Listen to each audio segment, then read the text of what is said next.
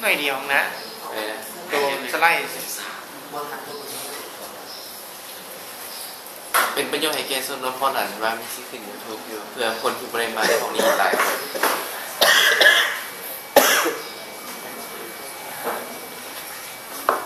เกี่ยวกับพวกนี้ค่อยจะวิ่งให้อันเลยเนาะ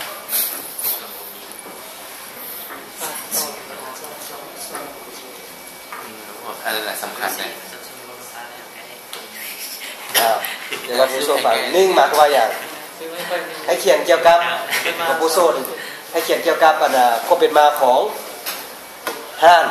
นะความเป็นมาของห้านมีห้านวิสัยจากเราเห็นบ่ความเป็นมาของระบบเฮาว่าเฮาสิเขียนโปรแกรมให้ไผห้านใด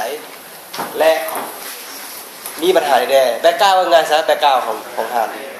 สองแล้วมีหยังวัตถุประสงค์วัตถุประสงค์ตัวนี้หมายความว่าแม้นสร้างเพื่อหยังเป็นบ่อยู่นี่เขียนมาวัตถุประสงค์เฮาถ้าวัตถุประสงค์ตัวเพื่อหยังเป็นบ่อยู่นี่เพื่อการเพิ่มความสะดวกในการวางไว้หรือกำลังอย่างการบริการสองแม้นเพื่อสร้างระบบให้การเก็บกำข้อมูลลูกค้าพนักงานให้ง่ายในการค้นหาบ่อยู่นี่และการลดพรการสูญเสียข้อมูลนะเพื่อสร้างระบบ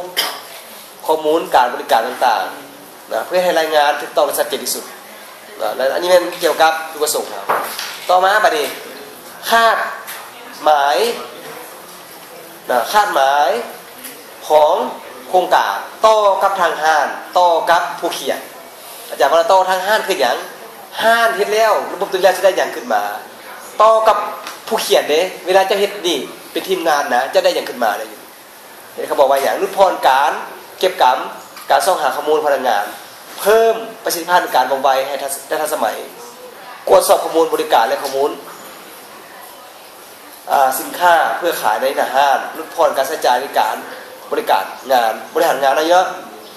เพิ่มภาพลักษณ์ในการดึงดูดลูกค้าอะไรอย่างนี้และก็เพื่อรายงานข้อมูลให้ถูกต้องและว่องไวให้กับเจ้าของห้างถ้ากับผู้ต้องกับผู้เขียนเนี่ยนึ่งมาพายอย่างเพื่อเฮ็ดให้ผู้และไม่อย่างและประสบการณ์ในการสร้างโปรแกรมเพื่อเฮ็ดให้สามารถนำใช้ข้อมูลและทฤษฎีเข้าในที่เรียนมาเนาะเข้าในการปฏิบัติเวียกตัวจริงต่อมาแม้เฮ็ดให้ฮู้ถึงขั้นตอนในการเก็บข้อมูลและวิเคราะห์ข้อมูล4แม้เฮ็ดให้การออกแบบระบบผู้การระบบเราอยู่นี่และเป็นมีบทเรียนล้ำค่าในการประกอบอาชีพในอนาคตและสโคปอันนี้สโคปเฮาอาจารย์ปัญหาเขามีมาแล้วแบบสั้นสโคปของเฮาอาจารย์คือว่าอะไรว่าต้องเขียนอย่างจากเราจริงต้องเขียนอย่าเขียนคีโมจากเราต้องเขียนคีโมอยู่นี่เฮ็ดตามที่คิดว่าเฮาสิเฮ็ดแก้ปัญหาเนี่ยตัวอย่างว่ามี10เบี้ยที่ปัญหาในห้างเฮาจะแก้4ปัญหานี้หรือ5ปัญหานี้เราอยู่นี่สโคปเฮานะ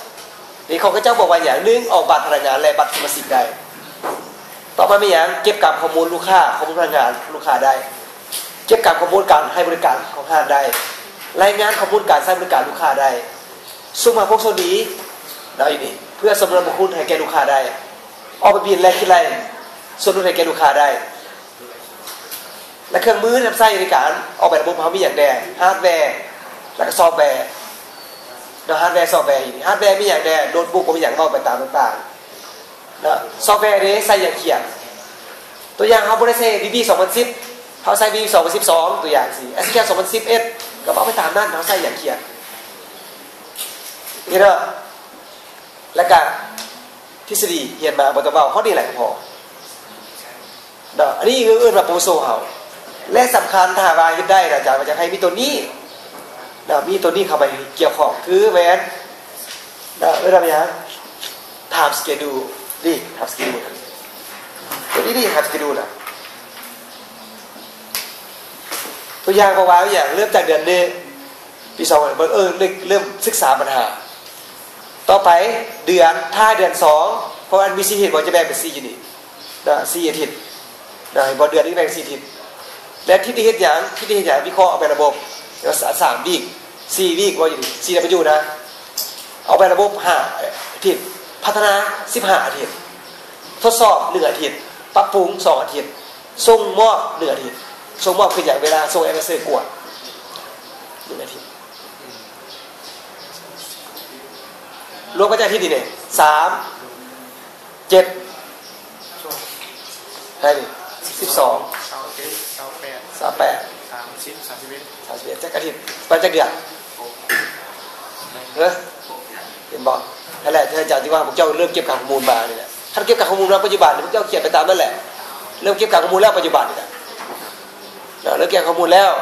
ก็มาเขียนอะไรแบบนี้เพราะว่าเทอม2อยู่มีวีซ่าเรียนเนี่ยวีซ่าเดียวอาทิตย์หนึ่งต้องมาเรียนมือหนึ่งเพื่อว่าติดตามมาให้ไปเสิร์ชได้ที่ผ่านมาพิการเนี่ยจากบริยอว่ารักษาเจเนติกดีเดือน5แล้วเบิดหลักมี2กลุ่มนะ2กลุ่มนั้นที่เป็นปัญหาพิการนี่ในบรรดา17กลุ่มนะเหมือน17กลุ่มมี2กลุ่มมีปัญหาบ่มาหาเซอร์เลยเดือนนึงมาเท่านึงบ่หาเซอร์เลยบ่ฮู้จักสิได้บอกก็จะมาก็จะบ่มาเอาไม่อยากจบโอเคนะไปเขียนบ่อยู่หั่นเนาะ